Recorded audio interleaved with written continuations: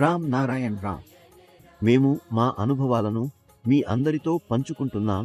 ఇది మహాగురుజీతో జరిగిన ఒక సమావేశానికి సంబంధించినది. మహాగురు బాలక్ బ్రహ్మచారి జీ ఒక హిందూ కుటుంబంలో పుట్టిన వ్యక్తి. ఆయన శరీరం చైతన్య మహాప్రభు యొక్క శరీమని చెప్పబడుతుంది. 1972లో మేము మహాగురు బాలక్ బ్రహ్మచారి జీని ప్రత్యక్షంగా దర్శించుకున్నాము.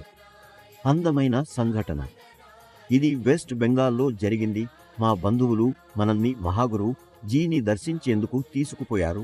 అక్కడ మహాగురుజీని దర్శించేందుకు ముందు నుంచే చాలా మంది తరలివచ్చారు. అయితే ఒక అద్భుతం జరిగింది. మేము పొరపాటుగా లైన్లో చాలా వెనుక నిల్చుంటుండగా మహాగురుజీ యొక్క ఒక శిష్యుడు వచ్చి, ఇక్కడ శంకర్ సర్కార్ ఎవరు అని అడిగారు. మొదట మేము అనుభవం లేకుండా ఉండిపోయాము. కానీ ఆయన మాకు చేరువై, మహాగురుజీ మీను పిలిచారు అని చెప్పారు. అది విని మహాగురుజీ దగ్గరికి వెళ్ళాము. మహాగురుజీ మమ్మల్ని తన దగ్గర పిలిచి తన కుడి వైపున మట్టుపై కూర్చుండమని చెప్పారు. ఆ సమయంలో మా వయసు 22 సంవత్సరాలు. కొంచెం ఓదార్పు లేక చిన్నపాటి పొరపాట్లు ఉన్నాయి. మహాగురుజీ 2 గంటల పాటు మమ్మల్ని అక్కడ కూర్చూచి ఉంచారు. వారిని దర్శించుకునే ఇతర వ్యక్తులకు దీక్షలు అందించారు. మేము అక్కడి నుంచి బయటకు వెళ్లే ప్రయత్నం చేసినా ఆయన శిష్యులు మమ్మల్ని అడ్డుకున్నారు. చివరగా మహాగురుజీ మమ్మల్ని తన దగ్గర పిలిచి తన తోడిపై ఎత్తుకున్నారు. ఆ ప్రేమ మరియు అనురాగాన్ని నేను నా నాన్నతో కూడా అనుభవించలేదు. మనల్ని చెప్పిన ఉపదేశం. మహాగురుజీ మమ్మల్ని అడిగారు, మీరు ఏమి చేస్తారు? మనము వ్యాపారం చేస్తాం అని చెప్పారు. మనసులో ఊహించాము, అందరూ డబ్బు గురించి ఆలోచిస్తారని. ఈ మహాగురుజీ కూడా డబ్బు కోరుతారేమో అనుకున్నాం.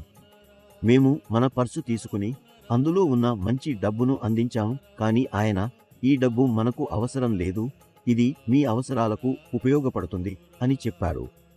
అందులో ఆయన ఓ ఉపదేశం ఇచ్చారు. మీరు ఎంత డబ్బు సంపాదించండి, మీకు అవసరమైనంత డబ్బును ఖర్చు చేసుకోండి, కానీ మిగిలిన డబ్బును పక్కన పెట్టుకోండి. మహాగురుజీ ఇచ్చిన జ్ఞానం. మహాగురుజీ ఇచ్చిన ఆ ఉపదేశం ఇప్పటికీ మన జీవితాన్ని ప్రభావితం చేస్తోంది. అతను రామ్ నారాయణ్ రామ్ అనే అర్థాన్ని మనకు చెప్పి జీవనంలో అనేక ధార్మిక మార్పులను అందించారు. 1 రామ్ ఆకాశం, అనంతం, బ్రహ్మాండం, సృష్టికర్త. 2 నారాయణ్ అందులో ఉన్న అన్ని నక్షత్రాలు, గ్రహాలు. 3 రామ్ మన అందరినీ, జీవులను, ప్రకృతిని, జంతువులను సూచిస్తుంది. రామ్ నారాయణ్ రామ్ అనే మంత్రం జీవుల సృష్టికి మూలం. ఈ మంత్రం మన జీవితానికి ఎలా ఉపయుక్తం? ఆకాశంలో మిలియన్ల గ్రహాలు, నక్షత్రాలు, జీవితానికి సంబంధించిన అంశాలు. సృష్టి అందరికీ ఈ జీవనంలో సమస్యలు, దుఃఖాలు ఉంటాయి. మన ఆలోచనలతో, తప్పిదాలతో కొన్ని సమస్యలు తయారవుతాయి. ఈ మంత్రం చదివే అనుభవం మన జీవితాన్ని సుఖం, నయం మరియు శాంతితో నింపుతుంది.